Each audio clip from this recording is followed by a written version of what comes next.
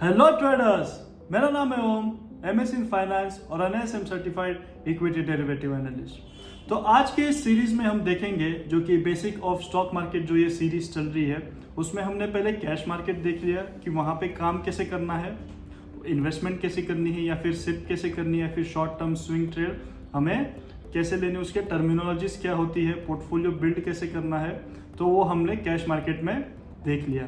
इस वीडियो में हम देखेंगे कि डेरिवेटिव्स मार्केट क्या होता है, डेरिवेटिव्स मार्केट कौन से टाइप्स होते हैं, डेरिवेटिव्स मार्केट में ट्रेडिंग कैसी होती है, उसके टर्मिनोलॉजीज क्या होती है, और उसे समझने की हम इस वीडियो में पूरी कोशिश करेंगे। तो आज का इस वीडियो का जो टाइटल है वो है फ्यूचर्स मार्केट। तो ये फ्यूचर्स मार्केट भी एक डेरिवेटिव मार्केट है, ठीक है। तो आज की इस वीडियो में हम देखेंगे कि फ्यूचर्स मार्केट की टर्मिनोलॉजीज क्या है, उसमें काम कैसे करते हैं, और ऐसी कौन सी चीज़ें जो हमें पता होना ज़रूरी है, या फिर वो कौन सी एसेंशियल चीज़ें हैं जो ट्रेडिंग के टाइम हमें याद रखना बहुत ज़रूरी है। तो चलिए स्क्रीन की तरफ चलते हैं। तो आज का जो टॉपिक है वो है फ्यूचर्स मार्केट। तो फ्यूचर्स मार्केट ये एक डेरिवेटिव प्रोडक्ट है। तो सबसे पहले हम ये समझ लेते हैं कि डेरिवेटिव क्या होता है, क्योंकि ये टर्म काफ़ी लोगों को ये नई टर्म लग रही होगी कि डेरिवेटिव क्या होता है, और काफ़ी कंफ्यूजिंग टर्म है। तो इसको हम आसानी से क्लैरिफाई करेंगे कि डेरिवेटिव्स क्या होता है। तो जैसे डेरिवेटिव्स है, जिसका जो फॉर्मल डेफिनेशन है वो है derivative is a financial instrument which derives it's value from its underlying asset. तो फाइनेंशियल वर्ल्ड में जहाँ पे भी फाइनेंस की चीज़ें आती है तो उसमें कॉमन टर्म यूज़ किया जाता है फाइनेंशियल इंस्ट्रूमेंट्स। तो फाइनेंशियल इंस्ट्रूमेंट मतलब आपके शेयर्स हो गए, बॉन्ड, डिबेंचर, या फिर ऐसी कौन सी भी चीज़ जहाँ से आप अपना रिटर्न कमा सकते हो। जैसे एफडी एक फाइनेंशियल इंस्ट्रूमेंट हो गया, आपका पोस्ट एक फाइनेंशियल इंस्ट्रूमेंट हो गया। तो जहाँ से भी आपको रिटर्न्स जनरेट हो रहे हैं ईयरली बेसिस पे, तो वो आपका फाइनेंशियल इंस्ट्रूमेंट हो जाता है। तो डेरिवेटिव क्या, ये भी एक फाइनेंशियल इंस्ट्रूमेंट है ना। तो derivative is a financial instrument which derives it's value from its underlying asset. तो इसको हम आसानी से एक एग्जाम्पल की तरह समझते हैं ताकि आपको वो चीज़ अच्छे से समझ आएगी या फिर आप अच्छे से उसको ग्रैप्स कर पाओगे। तो जैसे एग्जाम्पल में हमने लिया है कि एक शुगर केन है, शुगर केन मतलब गन्ना, ठीक है। तो जब भी हम शुगर केन को प्रोसेस करते हैं तो हमें क्या मिलता है, हमें शुगर मिलता है ना, चीनी मिलती है हमें। जब भी हम शुगर केन को प्रोसेस करते हैं तभी हमें चीनी मिलती है। तो अगर शुगर केन नहीं होगा तो हमें चीनी मिलेगी क्या, तो वो नहीं मिलेगी, ठीक है। तो यहाँ पे शुगर केन क्या हुआ, शुगर केन अंडरलाइंग एसेट हो गया, और शुगर क्या हो गया, एक डेरिवेटिव हो गया। ऐसी कौन सी भी चीज़ जिससे एक दूसरा प्रोडक्ट निकलता हो वो हमेशा डेरिवेटिव होता है। जैसे यहाँ पे डेरिवेटिव हमारा शुगर है और अंडरलाइंग एसेट हमारा शुगर केन है। तो अभी अगर शुगर केन की प्राइस बढ़ेगी तो शुगर की भी प्राइस ऊपर जाएगी। अगर शुगर केन की प्राइस नीचे आएगी तो शुगर की भी प्राइस धीरे धीरे नीचे आएगी। इसको हम दूसरे एग्जांपल से भी समझते हैं। जैसे कोई भी एक स्टॉक ले लेते हैं एग्जांपल के तौर पे, जैसे रिलायंस हो गया। तो रिलायंस अगर ऊपर जा रहा है तो उसका फ्यूचर भी ऊपर जाएगा। अगर रिलायंस नीचे आ रहा है तो उसका फ्यूचर भी नीचे आएगा। तो इस तरीके से डेरिवेटिव्स मार्केट काम करता है, और फ्यूचर्स भी इसी तरीके से काम करते हैं। और उसी एग्जांपल को अगर हम और थोड़ा सा मॉडिफाई करेंगे तो अगर रिलायंस का स्टॉक ऊपर जा रहा है तो रिलायंस का फ्यूचर भी ऊपर जाएगा। अगर रिलायंस का स्टॉक नीचे आ रहा है तो रिलायंस का फ्यूचर भी नीचे आएगा।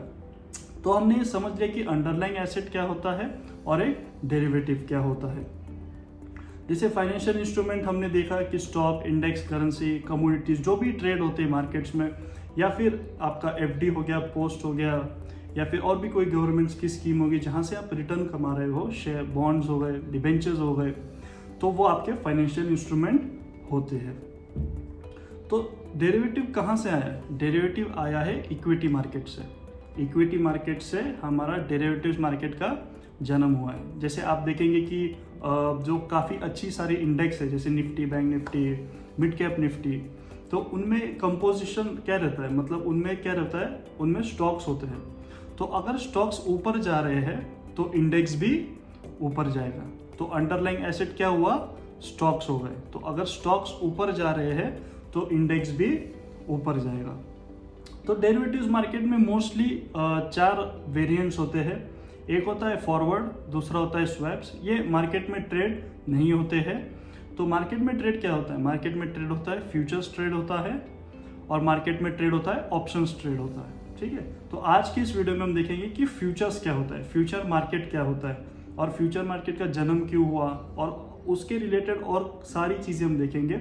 जो जब भी आप ट्रेडिंग शुरू करोगे तो आपको वो सारी चीज़ों का ध्यान रखना ज़रूरी है। तो जैसे हमने कैश मार्केट के सीरीज में देखा कि कैश मार्केट एक इन्वेस्टमेंट प्रोडक्ट है। आप उसमें ट्रेडिंग भी कर सकते हो, आप उसमें इन्वेस्टमेंट भी कर सकते हो, आप उसमें स्विंग ट्रेड भी ले सकते हो, आप शॉर्ट टर्म भी जा सकते हो, उसमें कोई लिमिट नहीं है। यानी कि कैश मार्केट में कोई एक्सपायरी नहीं है। आपने अगर एक अच्छा स्टॉक ले लिया है तो आप उसे कैरी करते हुए जा सकते हो, 5-10 साल आप उसको कैरी कर सकते हो। लेकिन ये फ्यूचर्स मार्केट में ऐसा, या फिर डेरिवेटिव्स मार्केट में ऐसा नहीं होता है। तो फ्यूचर मार्केट क्या है? ये एक ट्रेडिंग बेस्ड प्रोडक्ट है। फ्यूचर मार्केट में बस ट्रेडिंग होती है ना। यहाँ पे इन्वेस्टमेंट वगैरह ऐसा कुछ होता नहीं है। जैसे एप्पल एक बहुत बड़ी कंपनी है, कई लोगों के पास एप्पल्स के फ़ोन होते हैं, लैपटॉप्स होते हैं। तो वहाँ से एप्पल से क्या जनरेट हुआ? फ़ोन्स आए, वहाँ से आईपैड आया, मैकबुक आया, ईयरफोन्स आए। वैसे ही इक्विटी मार्केट से क्या आया? डेरिवेटिव मार्केट आया। इक्विटी मार्केट से हमको क्या मिला? डेरिवेटिव मिला, जो कि एक ट्रेडिंग बेस्ड प्रोडक्ट है। जो 80% ऑफ जो मार्केट में काम करते हैं वो डेरिवेटिव्स में ट्रेडिंग करते हैं, या फिर फ्यूचर्स मार्केट में वो ट्रेडिंग करते हैं 80% लोग। और जो 20% लोग होते हैं वो कैश मार्केट की तरफ जाते हैं, वो इन्वेस्टमेंट करते हैं, या फिर वो शॉर्ट टर्म के लिए स्विंग ट्रेडिंग करते हैं मंथली बेसिस पे। तो ये हमारा रेशियो होता है स्टॉक मार्केट के अंदर। लेकिन आपको अभी सवाल आया रहेगा कि फ्यूचर्स मार्केट ही क्यों, मतलब फ्यूचर्स मार्केट को क्यों इंट्रोड्यूस किया गया? तो उसके पहले फॉरवर्ड कॉन्ट्रैक्ट्स चलते थे। तो फॉरवर्ड कॉन्ट्रैक्ट्स में क्या होता था कि वहाँ पे कोई ऑथराइज्ड पर्सन नहीं था जो कि ट्रांजैक्शन को देख पाए। और दूसरी बात ये कि वहाँ पे स्टैंडर्डाइज्ड कॉन्ट्रैक्ट नहीं था।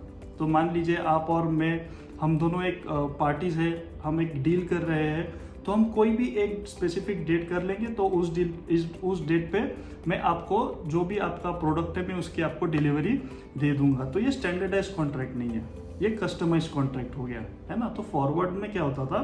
वो एक कस्टमाइज कॉन्ट्रैक्ट बनता था कि एक स्पेसिफिक डेट कर लेंगे और फिर उस डेट पे हम जो भी हमारा ट्रांजैक्शन है हम वो कर लेंगे। तो क्योंकि इस पे कोई ऑथराइज्ड पर्सन की नज़र नहीं थी फॉरवर्ड कॉन्ट्रैक्ट्स पे, ना ही ये स्टैंडर्डाइज्ड कॉन्ट्रैक्ट था, हर आदमी के लिए अलग अलग कॉन्ट्रैक्ट्स बनते थे। तो ये ड्रॉबैक को मिटाने के लिए और ट्रांसपेरेंसी लाने के लिए फ्यूचर्स मार्केट को इंट्रोड्यूस किया गया है। फ्यूचर्स मार्केट को सेबी ने फिर as a trading based product introduce किया गया। तो हम समझ लेते हैं कि फॉरवर्ड मार्केट क्या होता है। ये आपको एक आइडिया देगा कि फ्यूचर्स मार्केट क्यों लाया गया। तो आपको पता होना चाहिए कि फॉरवर्ड्स क्या होता है। जैसे मान लीजिए किसान है, तो किसान का नाम हम रख देते हैं, समझिए रमेश नाम रख देते हैं। ठीक है, तो रमेश एक किसान है, तो वो अपने खेत में क्या उगाता है? आलू उगाता है, पोटैटो उगाता है। ठीक है, और उसी के साइड में एक कंपनी है जो कि पोटैटो चिप्स बनाती है।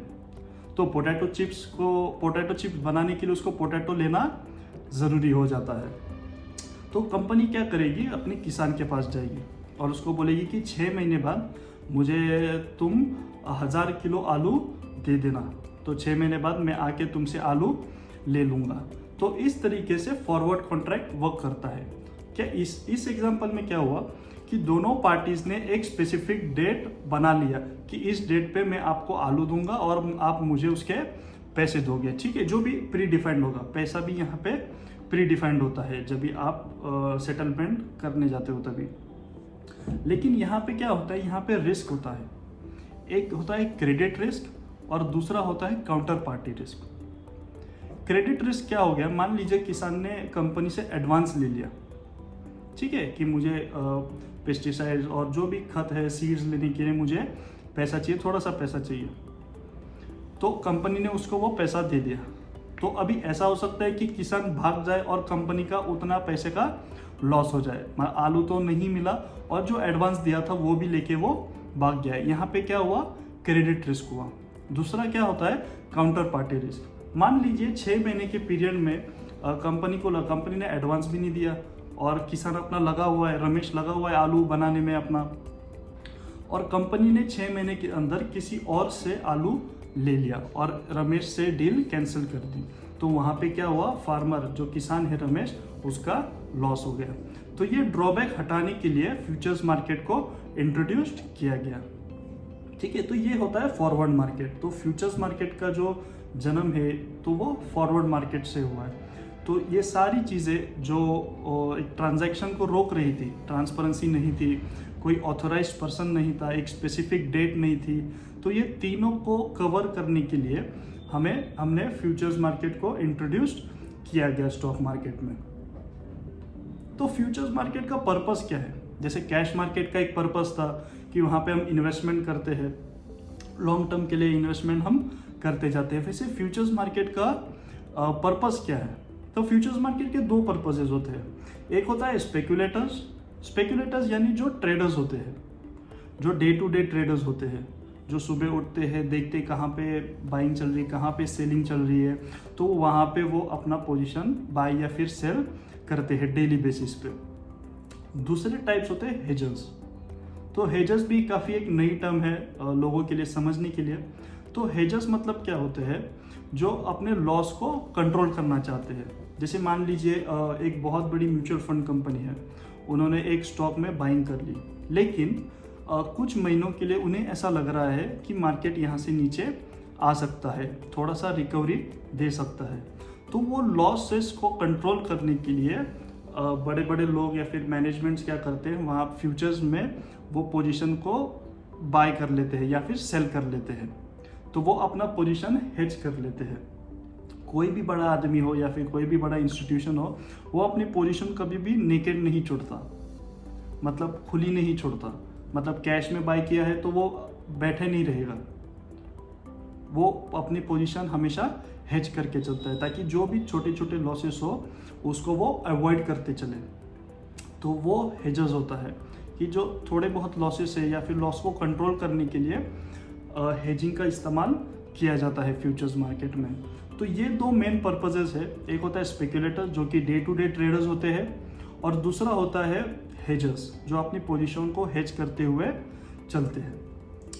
तो एनएससी में अप्रॉक्स 2670 के आसपास स्टॉक लिस्टेड है, 9 इंडेक्सेस है जहाँ पे ट्रेडिंग होती है। तो यहाँ पे हम अपना ट्रेडिंग कर सकते हैं फ्यूचर्स मार्केट में। ठीक है, तो फ्यूचर्स में क्या होता है, आपका एक इंडेक्स हो गया, आपके कमोडिटीज़ हो गए, आपके करेंसीज हो गए, और फोर्थ हो गया आपका स्टॉक फ्यूचर्स हो गए। जैसे रिलायंस का एक स्टॉक है तो रिलायंस का फ्यूचर भी है। तो उस तरीके से फ्यूचर मार्केट में हम काम करते हैं। जो इम्पोर्टेंट चीज़ है, जैसे कैश मार्केट में हमने देखा कि कैश मार्केट में हमें फुल पेमेंट करना होता था। जैसे मान लीजिए 10 रुपये का एक स्टॉक है और हमको 100 खरीदने, तो 10 × 100 तो 1000 रुपये हमें देने पड़ेंगे, तो हमें पूरा पैसा देना पड़ता था। ठीक है, लेकिन फ्यूचर्स मार्केट में क्या होता है, यहाँ पे आपको पूरा पैसा देने की ज़रूरत नहीं है। यहाँ पे कैसे काम होता है, यहाँ पे मार्जिन मनी से काम होता है। तो मार्जिन मनी मतलब क्या होता है, हम एग्जांपल से समझते हैं। जैसे मान लीजिए आपने कोई भी एक फ्यूचर्स खरीदा, तो उसका बाय करने का जो वैल्यू है वो होता है 1 लाख रुपीज़। ठीक है, लेकिन जैसे कि मैंने कहा कि फ्यूचर्स मार्केट में हम पूरा पैसा नहीं देते हैं। फ्यूचर्स मार्केट में क्या करते हैं, हम मार्जिन मनी पे करते हैं। तो यहाँ पे मार्जिन मनी कितना लगेगा, 20% लगेगा। तो टोटल ट्रेड वैल्यू का 20% जो भी आता है, जैसे कि 20,000 रुपये आता है, तो 20,000 से हम हमारा फ्यूचर्स में पोजीशन ओपन कर सकते हैं। तो फ्यूचर्स में इस तरीके से काम होता है। आपको फुल पेमेंट देना नहीं है, आपको मार्जिन मनी लगेगा, आप फिर वो मार्जिन मनी पे करके उस फ्यूचर्स के कॉन्ट्रैक्ट में आप एंट्री कर सकते हो। जैसे फिर वहाँ पे और कौन सी चीज़ें हैं जो प्री डिफाइंड होती हैं, जैसे लॉट साइज हो गया, कॉन्ट्रैक्ट एक्सपायरी हो गया और M2M हो गया। ये तीनों चीज़ें प्री डिफाइंड होती हैं। तो ये सेबी ने इनको प्री डिफाइंड कर दिया है। मतलब अभी ऐसा नहीं होगा कि आपको अगर 2 लॉट खरीदने हैं आपको, तो आप उसमें कम ज़्यादा नहीं कर सकते। आपको 2 ही लॉट खरीदना पड़ेगा, या फिर आपको 1 ही लॉट पूरा खरीदना पड़ेगा। आप उसमें कम ज़्यादा नहीं कर सकते। दूसरी चीज़ क्या हो गई, आपका हो गया कॉन्ट्रैक्ट एक्सपायरी, ठीक है। तो वहाँ पे 3 एक्सपायरीज रहते हैं, 3 टाइप्स ऑफ कॉन्ट्रैक्ट रहते हैं। एक होता है नियर मंथ कॉन्ट्रैक्ट, जैसे अभी जून चल रहा है तो जून में जो एक्सपायरी होगी तो लास्ट थर्सडे को हमारा एक्सपायरी होता है। अगर थर्सडे को मान लीजिए हॉलीडे हो तो वेडनेसडे को एक्सपायरी डिक्लेयर की जाती है। तो अभी जो जून में चल रहा है तो ये जून का कॉन्ट्रैक्ट चल रहा है, तो ये नियर मंथ कॉन्ट्रैक्ट है, ठीक है। जो जुलाई का आएगा वो होगा नेक्स्ट मंथ कॉन्ट्रैक्ट, ठीक है। और जो अगस्त में होगा उसे हम कहते हैं फार मंथ कॉन्ट्रैक्ट। लेकिन जो ट्रेडिंग होती है और ट्रेडिंग का जो वॉल्यूम होता है, जिसमें अधिकतर वॉल्यूम होता है, वो नियर मंथ कॉन्ट्रैक्ट में होता है। नेक्स्ट मंथ कॉन्ट्रैक्ट में वॉल्यूम थोड़ा सा ड्रॉप डाउन हो जाता है और फार मंथ कॉन्ट्रैक्ट में वॉल्यूम ऑलमोस्ट नहीं के बराबर होता है। तो जब भी आप ट्रेडिंग करेंगे तो आपको नियर मंथ में आपको वो स्क्रिप्ट को सिलेक्ट करके आप उसमें ट्रेड कर सकते हो।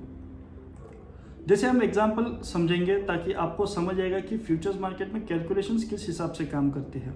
तो हमने यहाँ पे एक बाय का सिनेरियो लिया है और हमने एक सेल का सिनेरियो लिया है। तो अभी हम बाय का सिनेरियो देखेंगे कि बाय में कैसे काम करता है।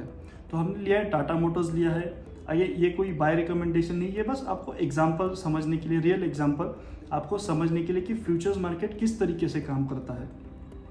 जैसे मान लीजिए आपको लग रहा है कि टाटा मोटर्स यहाँ से अभी ऊपर जा सकता है, आपका जो भी एनालिसिस होगा, टेक्निकल एनालिसिस होगा, तो मान लीजिए आपने 802 पे आपने बाय कर लिया टाटा मोटर्स को और आपने सेल कर दिया 834 को, आपने टाटा मोटर्स का फ्यूचर बेच दिया, ठीक है। अभी हम समझेंगे कि इसके पीछे के कैलकुलेशन कैसे चलते हैं, जो कि आपको जानना बहुत ज़रूरी है।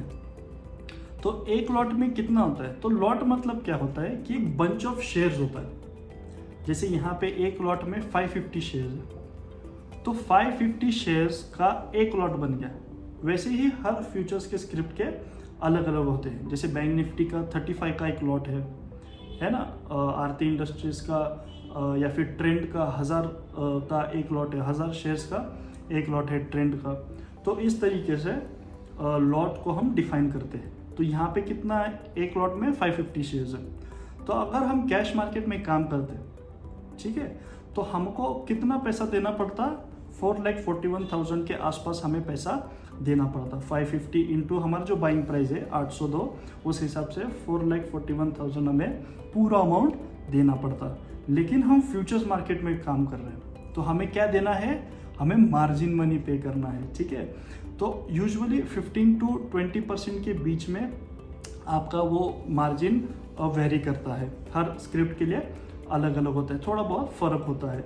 तो यहाँ पे 15 to 20% के बीच में 15-16.5% आपको मार्जिन देना पड़ेगा। यानी कि वो कितना होता है, अराउंड 81,000 के आसपास आपका पैसा लगेगा एक फ्यूचर का लॉट खरीदने के लिए, ठीक है। तो वैसे हर स्क्रिप्ट का, हर फ्यूचर्स के स्क्रिप्ट का अलग अलग हिसाब होता है।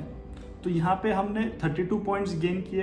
तो 32 इंटू जो हमारा एक लॉट था जिसमें 550 शेयर्स थे, तो हमारा प्रॉफिट कितना हुआ, 17,600 हमारा यहाँ पे प्रॉफिट हो गया।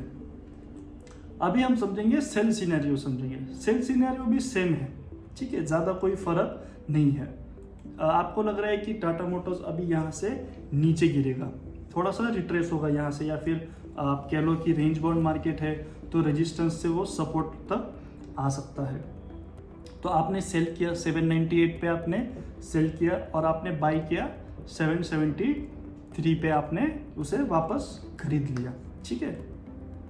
अगेन एक लॉट में 550 शेयर्स है, 550 इंटू 798 जो कि हमारा अराउंड 4,40,000 आ जाता है आसपास, अगर हम कैश में इसको डील करते। लेकिन हम फ्यूचर्स में काम कर रहे हैं, एज आई सेड, अगेन आपको 15 to 20% मार्जिन देना पड़ेगा। तो आपका उसको जो पैसा लगेगा मार्जिन मनी उस फ्यूचर को सेल करने के लिए, वो होगा अराउंड 82,000 के आसपास आपका वो प्राइस आ जाएगा। बाइंग और सेलिंग के लिए मार्जिन सेम ही रहता है। ऐसा नहीं होगा कि बाइंग के लिए अलग से मार्जिन होगा या फिर सेलिंग के लिए अलग से होगा, वो दोनों के लिए आपको सेम मार्जिन आपको देना, नियर टू आपको सेम मार्जिन देना पड़ेगा। तो यहाँ पे हमने 25 पॉइंट गेन किए। तो अगेन 25 इंटू 550 हमारा यह प्रॉफिट हुआ 13,750। तो इस तरीके से कैलकुलेशंस जो है फ्यूचर्स मार्केट में वो काम करते हैं। तो इस तरीके से आप फ्यूचर्स मार्केट में काम कर सकते हो। इसमें और एक काफ़ी इम्पोर्टेंट टर्म आता है जो कि कैश मार्केट से फ्यूचर्स मार्केट को अलग करता है। फ्यूचर्स मार्केट में होता है डेली सेटलमेंट। तो डेली सेटलमेंट क्या होता है, अब इसको हम समझेंगे। उसके पहले मैं आपको ब्रीफ दे दूं एग्जांपल के जाने से पहले, ताकि आपको थोड़ा सा आइडिया लग जाए। तो डेली सेटलमेंट क्या होता है, जो हमने मार्जिन मनी पे किया है, जैसे मान लीजिए 80,000 हमने प्रीवियस एग्जांपल में हमने पे किया था, तो उसमें से ही हमारा प्रॉफिट एंड लॉस ऊपर नीचे होगा। तो अभी हम एग्जांपल में देखेंगे ताकि आपको अच्छे से समझ आएगा। जैसे मान लीजिए एक XYZ फ्यूचर्स है और मुझे लग रहा है कि ये ऊपर जाएगा, तो मैंने उसको 1 जनवरी न्यू ईयर के दिन मैंने उसको बाय कर लिया। हालांकि न्यू ईयर के दिन छुट्टी होती है, लेकिन हमने एग्जांपल ले लिया, ठीक है। तो मैंने मान लीजिए 2240 पे उस फ्यूचर को मैंने बाय कर लिया, और उस दिन जो क्लोजिंग प्राइस था उसका, उस दिन मार्केट बंद हुआ, उस दिन उसका प्राइस था 2250 प्राइस था, और उसका लॉट साइज कितना था, 250 का लॉट साइज था।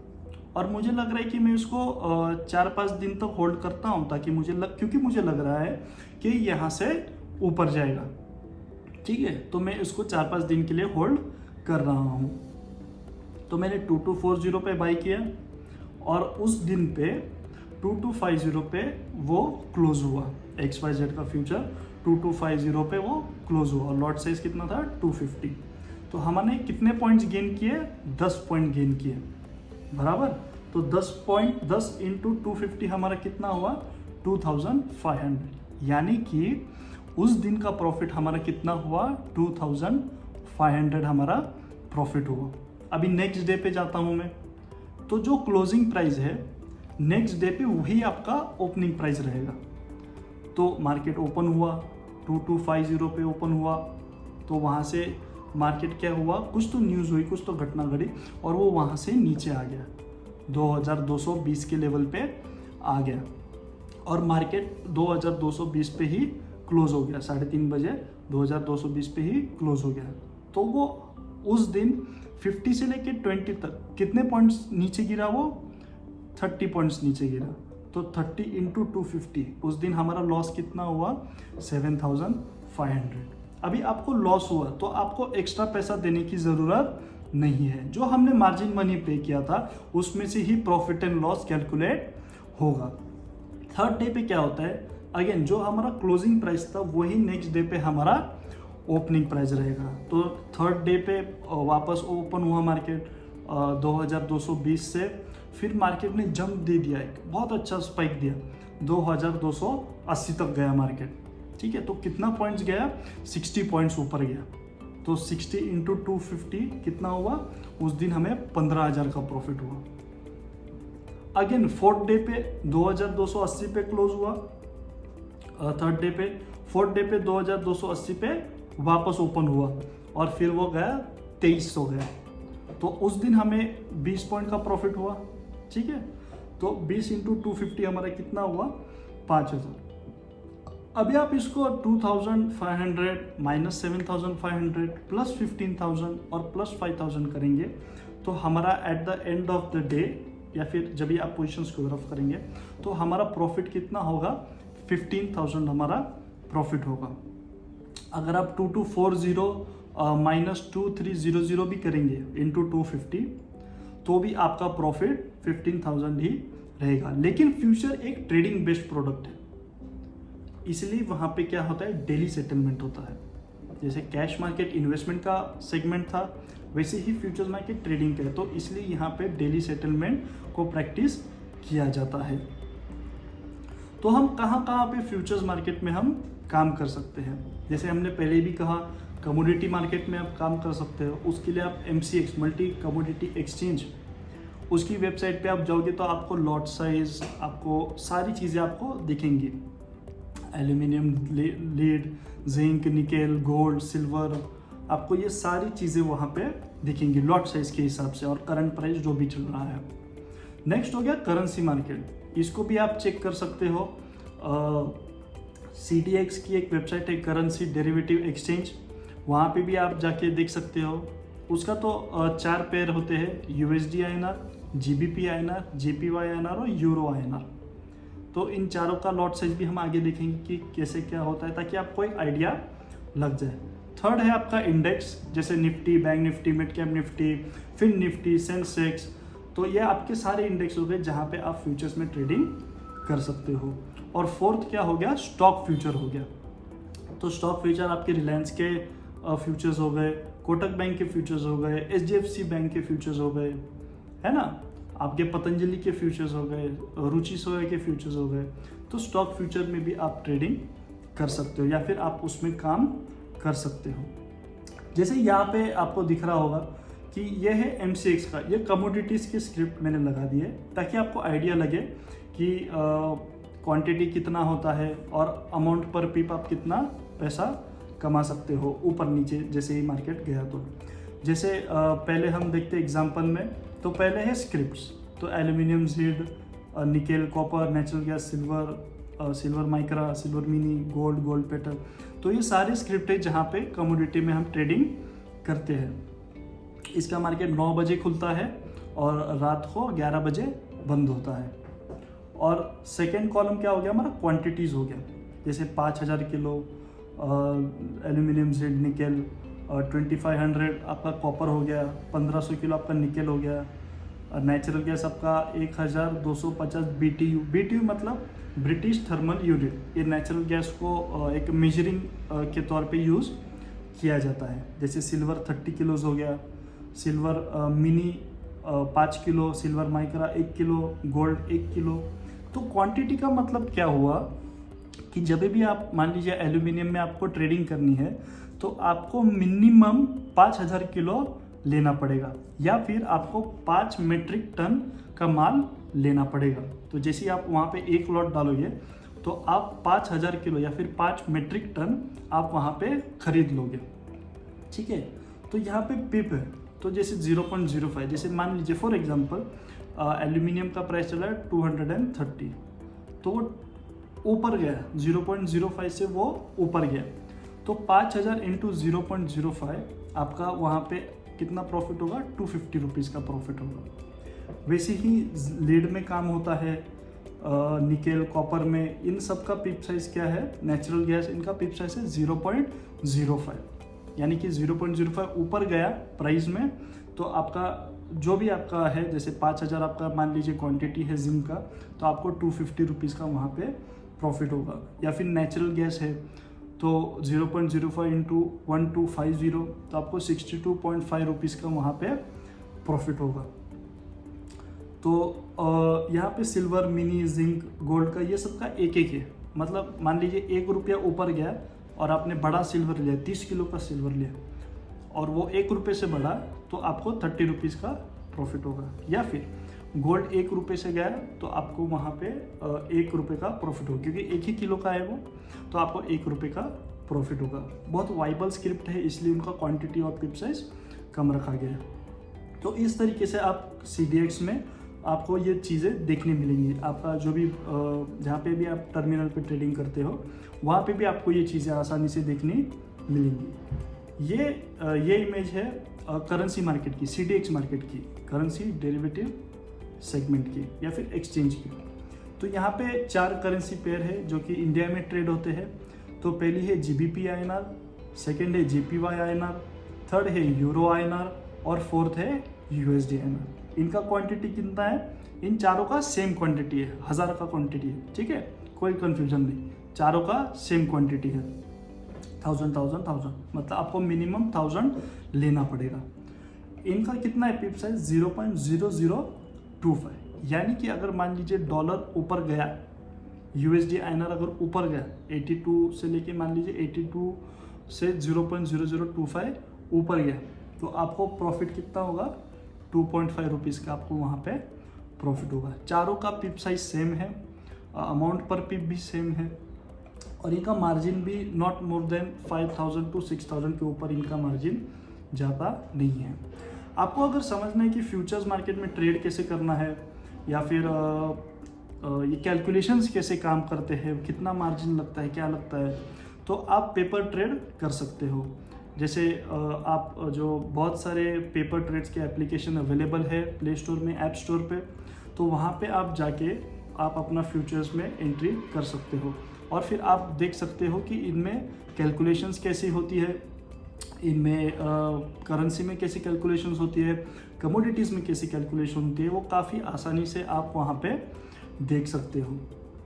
तो इसी तरीके से फ्यूचर्स मार्केट में हम काम करते हैं। लॉट साइज होती है, एक्सपायरी होती है, डेली सेटलमेंट होता है, एक फिक्स्ड कॉन्ट्रैक्ट होता है, उसी में हम ट्रेडिंग करते हैं। तो बनी रहिए इस सीरीज़ के साथ बेसिक ऑफ स्टॉक मार्केट की। आने वाले समय में हम और भी चीज़ें देखेंगे, तो चैनल को सब्सक्राइब कीजिए, बेल आइकन दबाइए ताकि जो भी नए नए वीडियोज़ आएंगे तो उसका सबसे पहले नोटिफिकेशन आप ही को आ जाए। Thank you.